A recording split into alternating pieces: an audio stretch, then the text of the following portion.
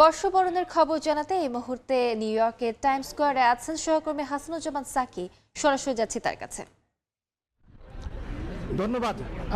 সবচেয়ে পূর্বের দেশ যেখানে নিউজিল্যান্ডকে দিয়ে নতুন বছরের উৎসব শুরু হয়েছিল, এখন ভৌগোলিক অবস্থানগতভাবে সবচেয়ে যে পশ্চিমের দেশ যুক্তরাষ্ট্র, সেই যুক্তরাষ্ট্রের সবচেয়ে বড় যে অঙ্গরাজ্য, অন্যতম বড় অঙ্গরাজ্য নিউ ইয়র্ক এবং টাইমস স্কোয়ারের সামনে আমি এই মুহূর্তে অবস্থান করছি।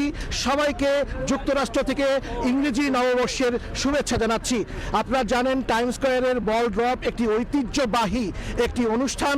1907 সাল থেকে এই প্রথা অনুযায়ী এই বল ড্রপ অনুষ্ঠানটি হয়ে থাকে এবং আর কিছুক্ষণ পরে, আর 1 ঘন্টা পরে, 1-1.5 ঘন্টা পরেই এই বল ড্রপটি এখানে হবে। সেই জন্যই এখন সমস্ত প্রস্তুতি এই টাইমস স্কোয়ার ঘিরে। এই মুহূর্তে 10 লাখেরও বেশি মানুষ এখানে এসে জড়ো হয়েছেন। তো সবার মধ্যে একটি আনন্দ উচ্ছ্বাস। এই যে নতুন বছরের যে প্রাক্কাল, ঠিক আর 1-1.5 ঘন্টা পরে নতুন বছরটি শুরু হবে। সেই বছরটি কিন্তু নানান কারণেই কিন্তু বিশেষ গুরুত্বপূর্ণ। এই যে নতুন বছর 2026 সাল, সেই 2026 সাল যুক্তরাষ্ট্রের স্বাধীনতার 250 বছর পদার্পণের বছর। এই যে 26 সালের যে দিনটি আগামীকাল শুরু হবে, সেই প্রথম প্রহরে যুক্তরাষ্ট্রের 250 বছরের ইতিহাসে, কোনো নিউ ইয়র্কের ইতিহাসে প্রথম মুসলিম মেয়র জোহরান মামদানি, তিনি কিন্তু আর কিছুক্ষণ পরেই শপথ নিতে যাচ্ছেন। সব কিছু মিলিয়ে এই যে নতুন বছর, সেটি উৎসবমুখর একটি বছর এবং এই বছরে প্রচুর মানুষজন কিন্তু এখানে জড়ো হয়েছেন। সবাই সবার মতো করে আনন্দ উদযাপন করছেন। এই টাইমস স্কোয়ার ঘিরে চতুর্দিকে কয়েক বর্গ কিলোমিটার এলাকা জুড়ে কিন্তু নিরাপত্তা ব্যবস্থা জোরদার করা হয়েছে। আমরা দেখতে পাচ্ছি যে প্রচুর পুলিশের গাড়ি রাস্তা আটকে দেওয়া হয়েছে। এর মধ্যেই টাইমস স্কোয়ারের ভিতরে এসে জড়ো হয়েছেন লাখ লাখ মানুষ। এবং এখানে আমি বেশ কিছু বাংলাদেশিদেরকেও দেখছি যে তারা এই টাইমস স্কোয়ারে এসে উপস্থিত হয়েছেন। তবে যেহেতু বাংলাদেশে বিএনপি চেয়ারপারসন বেগম খালেদা জিয়ার মৃত্যুর পর, তার মহাপ্রয়াণের পর মহাপ্রস্থান ঘটেছে এবং বাংলাদেশে রাষ্ট্রীয় 3 দিনের শোক রয়েছে, সেই জন্য বাংলাদেশে এই নতুন বছরে কিন্তু এখানকার বাংলাদেশিরা, এই নিউ ইয়র্কে প্রচুর সংখ্যক বাংলাদেশিরা বসবাস করেন।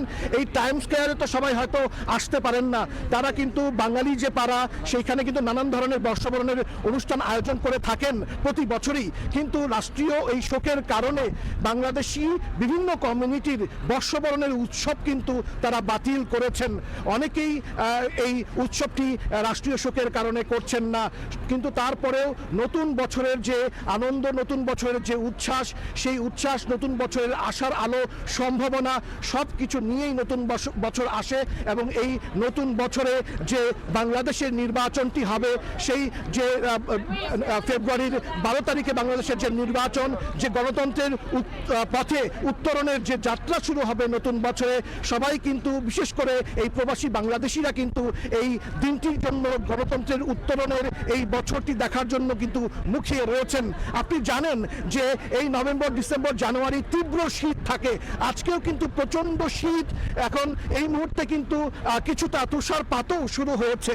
কিন্তু সবকিছু মিলিয়ে এই যে বৈরী আবহাওয়া, এই যে ঠান্ডা, এই যে শীত, এসব উপেক্ষা করেও কিন্তু নিউ ইয়র্কের বিভিন্ন কমিউনিটির মানুষ তারা কিন্তু এই টাইমস স্কোয়ারে সমবেত হয়েছেন। আপনি জানেন যে বিভিন্ন ভাষাভাষী অভিবাসী সমাজ এবং ধর্ম বর্ণ নির্বিশেষে এত বেশি মানুষ, এত বেশি সংখ্যক জাতিগোষ্ঠী আর পৃথিবীর কোনো শহরে বসবাস করে না। নিউ ইয়র্কে একসঙ্গে 800টিরও বেশি জাতিগোষ্ঠী এখানে বসবাস করে। তারা কিন্তু তাদের নিজেদের মতো করে এই নতুন বছরটি উদযাপন করছে, উদযাপনের প্রস্তুতি নিয়েছে। আর কিছুক্ষণ পরেই যে বল ড্রপ, সেটি হবে 250 বছরে পদার্পণের যে বছর যুক্তরাষ্ট্রের স্বাধীনতার, সেই জন্য নতুনভাবে এই বল ড্রপের যে বলটি, সেটি সাজানো হয়েছে। সেইখানে যে রং বেরঙের যে কাগজ, বেলুন, আতশবাজি, সেটি কিন্তু 250 বছরের স্বাধীনতার যে উৎসব উদযাপন, সেটিকে কেন্দ্র করে কিন্তু এবারে নতুন বছরটি কিন্তু উদযাপনের প্রস্তুতি নেওয়া হয়েছে। আয়োজকরা সেটি নিয়েছেন। সবকিছু মিলিয়ে এখন উৎসব মুখর পরিবেশের মধ্যেই টাইম স্কয়ার এখন রয়েছে, যেখানে 10 লাখেরও বেশি মানুষ এসে যোগ দিয়েছেন। আর কিছুক্ষণ পর বলরব, সেটি দেখার জন্যই আমরা অপেক্ষায় রয়েছি। সবাইকে আবারও নতুন বছরের শুভেচ্ছা জানিয়ে শেষ করছি। হাসানুজ্জামান সাকি, সময় সংবাদ, টাইম স্কয়ার, নিউ ইয়র্ক। সরাসরি যুক্ত ছিলাম নিউ ইয়র্কে টাইম স্কয়ারে।